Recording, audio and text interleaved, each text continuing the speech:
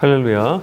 인문학적 사회와 신학적 성찰을 통해서 성경 말씀 안에서 예수 그리스도 그리고 생명 그리고 하나님 나라 구원에 관한 이야기 함께 나눠보는 기독교가 뭘까 시간입니다. 오늘은 성령 하나님에 관한 이야기를 함께 좀 나눠보려고 해요. 아마도 기독교 신앙에 있어서 가장 오해받는 주제를 다루라면 아마 믿음일 것 같고요.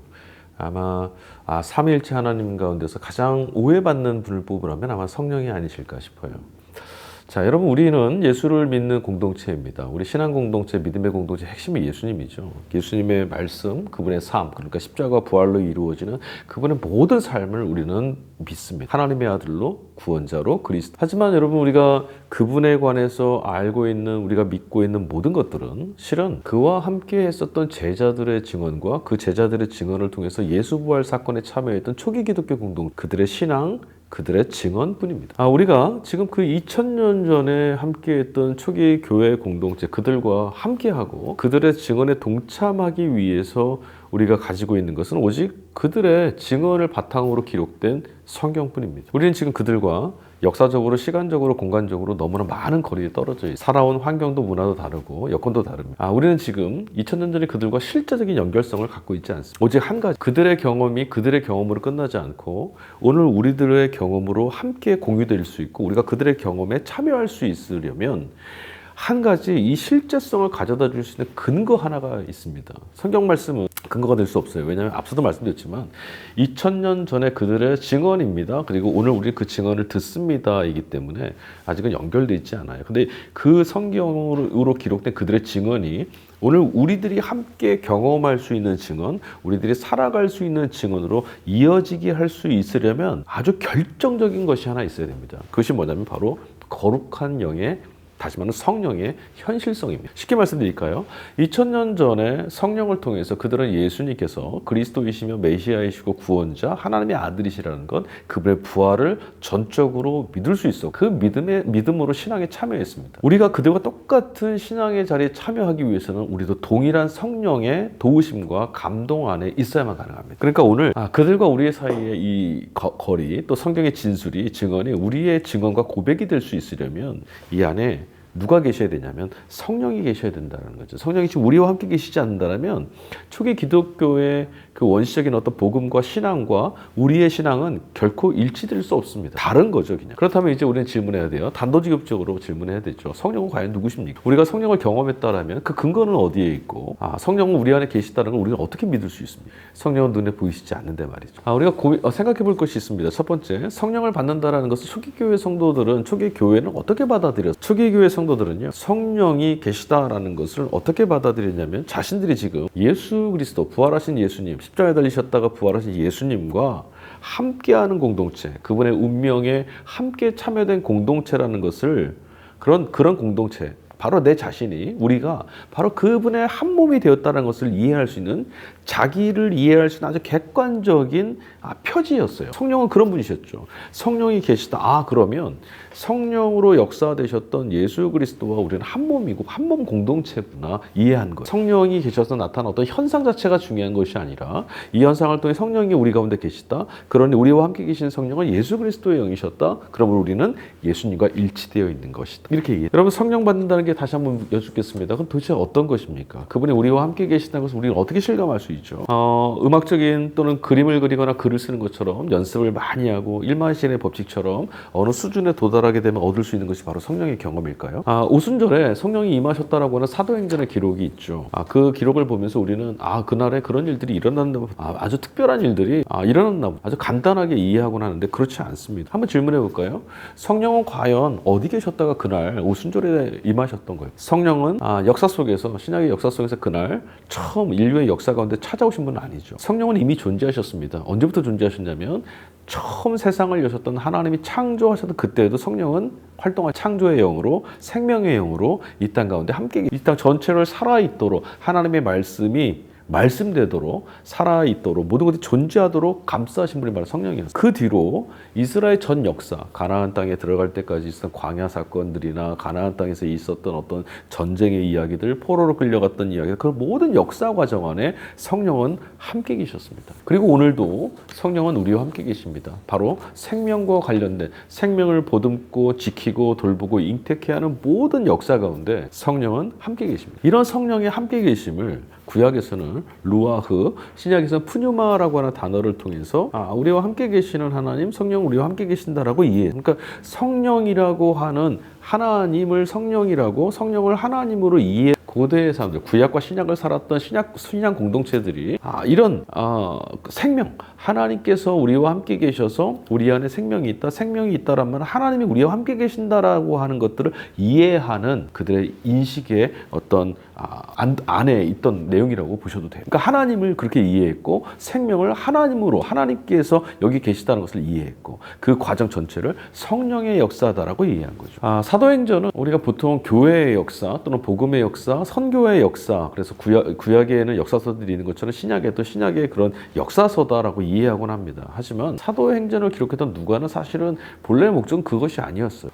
사도행전 자체가 이방인이었던 데오빌로 총독에게 보낸 편지잖아요. 그러니까 이방인을 위해서 사역했던 사도행전 전체를 써내려가는 주축의 인물, 바로 사도 바울.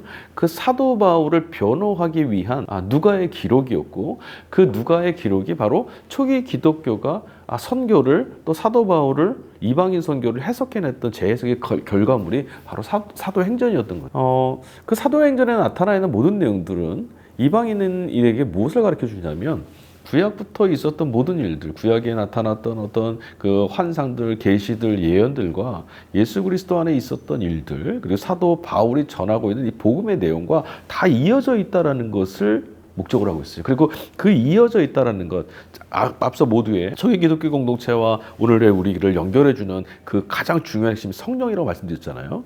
바로 그거죠. 구약의 모든 역사와 지금 이방인에게 예수 그리스도를 증언하고 있는 이 간극을 채우시는 분은 성령이라는 것을 말해야 됐던 거예요. 성령이 계심으로 바로 이스라엘에게 있었던, 구약에 있었던 역사가 우리에게도 있던 역사고 바로 이방인의 당신들에게도 동일한 하나님의 역사입니다라고 증언할 수 있게 됩니다. 성령이 계셔야 하는 거예요. 둘째, 또 우리 이렇게 생각해 볼 수 있어요. 성령에 대한 경험과 기독교 신앙이라는 것은 뗄 수 없이 결합되어 있다는, 신약 전체를 꿰뚫고 있는 사상이 바로 이 성령이죠. 다시 말하면 지금 계속 말씀드리는 것인데, 성령이 아니시면 우리는 신앙을 가질 수가 없고 우리의 신앙 자체가 성립될 수가 없습니다. 성령이 계시지 않는다면 이전에 있던 모든 이야기들은 있을 수 있는 일 혹은 있을 법한 이야기를, 또는 믿지 못할 어떤 일로 그냥 그치고 말 거예요. 그러나 성령이 계심으로 우리 그 고백이, 그 증언이, 그 진술이 오늘 우리들에게도 사실인 이 세상을 주축으로 이끌어 가시고 유지하시는, 생명을 지키시는 거룩한 존재가 계시는데 바로 성령이라고 함께 고백할 수 있게 되는 거예요. 세 번째, 신자라면, 성도라면 누구나 세례를 통해서 예수 그리스도와 합한 자입니다. 사도 바울은 그렇게 말하죠. 성령에 참여한다는 신앙의 고백과 성령은 여러 가지 다른 각각의 은사를 우리에게 나눠주시고 영적인 감동을 일으켜주신다라고 하는 초기 교회의 경험, 그들의 어떤 성령에 대한 경험, 우리 그것들을 구별해낼 수 있어요. 네 번째, 성령은 인간의 생리적 구성 요소도 아니고 우리 인간 자신의 소유도 될 수 없다라는 사실을 우린 또 기억해야 해요. 이게 무슨 말이냐? 너무나 분명한 얘기죠. 성령은 인간이 소유할 수 있는 그런 분이 아니에요. 우리는 마치 내가 뭔가를 노력하고 수고하고 또는 어떤 종교적 체험과 열심을 다하면 성령을 얻을 수 있다라고 생각해요. 얻을 수 있다라는 말은 바로 소유로 보고 있다는 얘기. 다른 말로 바꿔볼까요? 성령은 인간에게 통용되는 인격이라기보다는 사실은 위격이라고 해야 됩니다. 위격, 다시 말하면 하나님의 또 다른 모습이죠. 페르소나라고 하는 이 단어가 사실은 인격이라고 번역될 수 있지만 삼위일체에 있어서는 위격이라고 우리가 번역해요. 그러니까 인격이라고 하면 삼신이 되거든요. 그러나 위격이라고 하면 하나님의 이런 속성, 하나님은 이런 분이라고 하는 위격이 되는 거예요. 우리가 그 성령을 통해서 어떻게 무엇인가를 하거나 성령을 통해서 무엇을 경험하거나, 다시 말해 성령을 어떻게 이용하는 것이 아니라 우리가 성령에게 거룩하신 하나님께 소유당하는 거예요. 그리고 우리는 우리는 거룩하신 하나님께 참여돼야 되는 것입니다. 이것은 성령에 관한 비단 문제뿐만 아니라 기독교 신앙 전반에서 너무너무 중요한 개념입니다. 하나님, 이 삼위의 하나님, 특히 성령을 통해서 우리 이 사실을 너무 분명하게 알아야 돼요. 뭐냐면 우리는 우리의 주관성, 그러니까 자기 중심성을 자꾸 극복해 가야 됩니다. 성경은 자기에게 집중하는 자기 연민이나 자기 업적, 자기 실적에만 매달리는 자기 의의를 죄라고 말하고, 이 죄에서 벗어날 때만 우리는 하나님을 경험할 수 있어요. 그래서 자기를 향하는 주관성을 극복해야 되는, 기독교 신앙 전반에 자기에 관한 집중, 주관성이 너무 강하다는 겁니다. 전부 다 나를 중심으로 이루어지고 있어요. 예를 들어 볼까요?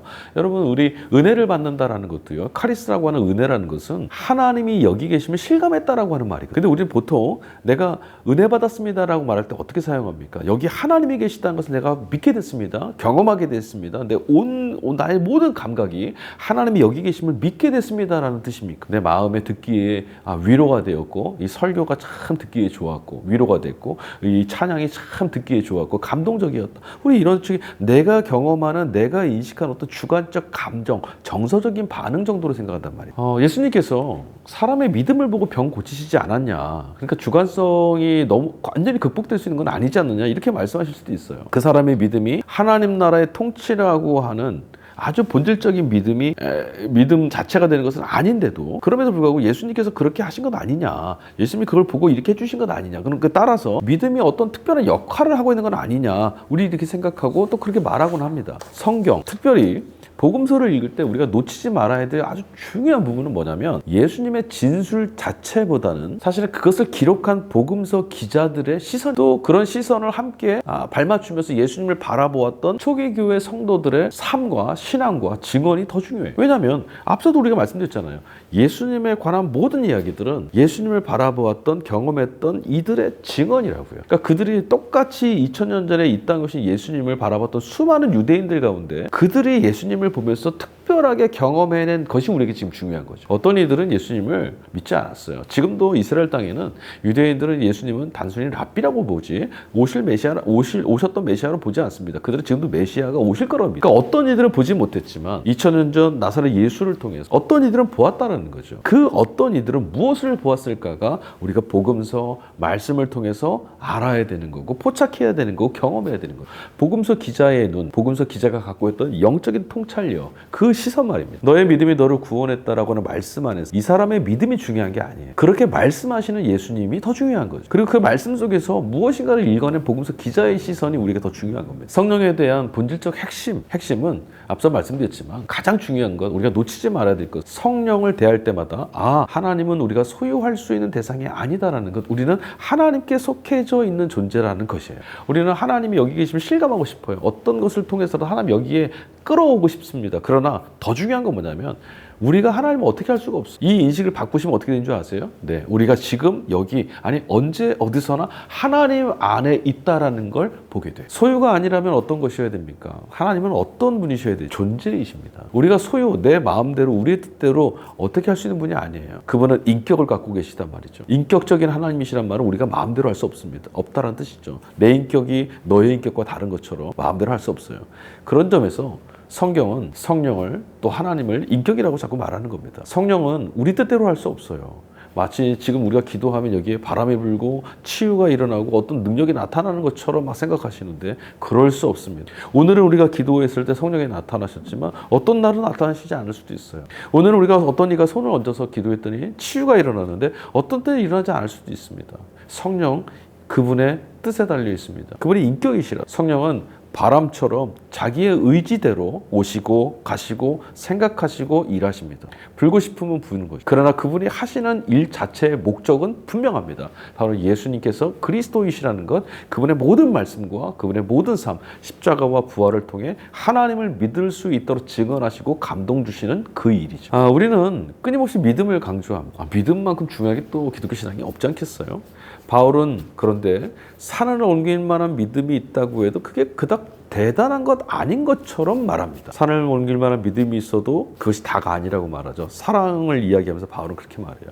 그렇다고 해서 그러면 바울이 믿음이라는 것을 무익하다고 말한 것이냐? 그렇지 않죠. 하나님이 우리의 믿음과 관계가 없으시다라는 거예요. 관계가 없다는 말은 하나님이 우리 믿음에 휘둘리시지 않는 분이라는 거죠. 상관없다는 표현보다는 하나님은 우리의 믿음을 훨씬 더 아득히 초월하시는 분, 뛰어넘는 분이시다라고 듣는 게 더 낫겠네. 자, 우리가 복음의 차원에서 믿음이라고 말하면 늘 상대적으로 좀 말하려고 해요. 얼마나 더 믿음이 좋으냐, 얼마나 믿음이 좋지 않느냐, 얼마나 큰 믿음이냐, 얼마나 작은 믿음이냐. 이거 율법적 차원, 즉 상대적인 의미에서 믿음을 자꾸 보려고 하는 거죠. 우리가 어떤 노력이나 어떤 업적이나 어떤 것들을 통해서 하나님께 뭔가 인정을 받는다거나 점수를 얻는 게 아니지 않습니까? 우리는 그냥 존재 자체를 용납해 주시는 하나님, 그분을 통해서 구원을 얻어요. 그런 하나님을 의존할 때 우리는 하나님께로부터 인정을 받고 용납을 받습니다. 이것을 구원이라고 말하죠. 우리가 뭔가를 더 잘해서가 아니에요.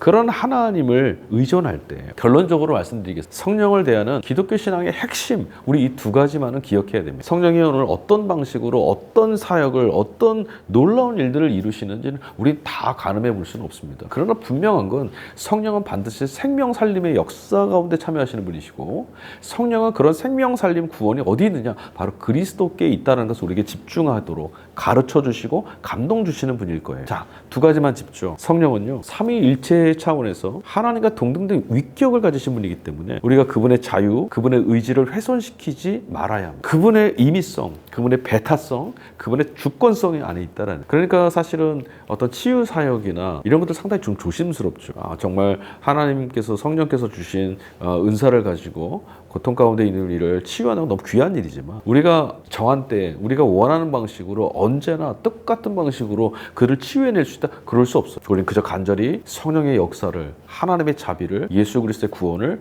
바랄 뿐이죠. 두 번째, 그와 동시에 성령을 지난 기독교 역사 전체 안에서 이해해야 된다는 거예요. 기독교의 역사 전체, 그리고 성경 안에 기록된 전체 맥락 안에서 우리는 성령을 바라봐야 되고 성령을 이해해야 됩니다. 그렇지 않으면 지금 여기서 마치 그때 그 자리에 있는 똑같이 2000년 전에 그 모습으로서의 성령을 강요하게 돼요. 오늘 우리 시대에 함께 계신 성령을 우리는 바라보지 못하게 돼요. 자유, 그리고 희망, 해방, 이런 것들은 미래에 우리에게 다가올 힘입니다. 다시 말하면 종말에 우리에게 온전히 주어질 능력이에요. 지금 우리는 자유라든지 구원이라든지 생명, 이런 거 정말 엿보고만 있습니다. 금방 있었던 것 같지만 사라지기도 하고 아무리 찾으려고 해도 잡히지가 않지 않습니까? 우리는 전혀 새로운 사건들이 지금 우리를 향해서 다가오고 있다고 하는 희망과 가능성을 바라보며 살아갑니다. 그게 바로 종말론적 신앙이지 않습니까? 성령은 어떤 분이시고 또 이 세상에 존재한다라고 하는 우리 사람의 마음을, 생명을 파괴하는 악령은 또 어떤 존재일까요? 악령도 여러분 혐오스럽거나 뭔가 이상하게 보이고 그런 존재 아니죠. 동전의 양면 같을 수도 있어요. 우리가 성령에 이끌려서 창조와 사랑의 역동성을 드러내며 살고 있다면 우리가 성령과 함께하고 있다는 것이 분명할 것이고요. 어느 순간에 교만해지고 오만해지며 자신이 주체가 되어 있는 그런 일그러진 모습을 보게 된다면 우리는 악령에 휘둘려 있는 모습 있을 수도 있다는 거죠. 이 시간 예수 그리스도를 믿을 때 우리를 찾아오시는 성령, 값없이 우리에게 하나님의 구원을 허락해 주신 예수 그리스도와 하나님의 사랑, 그분 안에 있다는. 성령은 우리가 바로 그분의 은혜와 그분의 사랑과 그분의 주권적 구원의 역사 가운데 있다는 것을 실감나게 하시고 또 용기도 주시고 2000년 전에 기록된 성서기자들과 예수의 제자들과 기독교 교회 공동체들, 그들의 증언이 오늘 나의 삶에서도 똑같이 동일하게 고백될 수 있는 증언으로 이 말씀이 오늘 우리들의 삶과 일치될 수 있도록 연결해 주시는, 살아계신, 역동하시는, 우리의 신앙과 믿음을 지키시는, 우리의 구원을 이루어가시는 거룩한 영이라는 것, 이 사실에 집중하시기를 바랍니다. 성령은 예수님을 주로 고백하며 믿을 때, 믿음은 그리스도의 말씀을 들을 때 오는 것입니다. 다음 시간에 다시 뵙도록 하겠습니다. 감사합니다.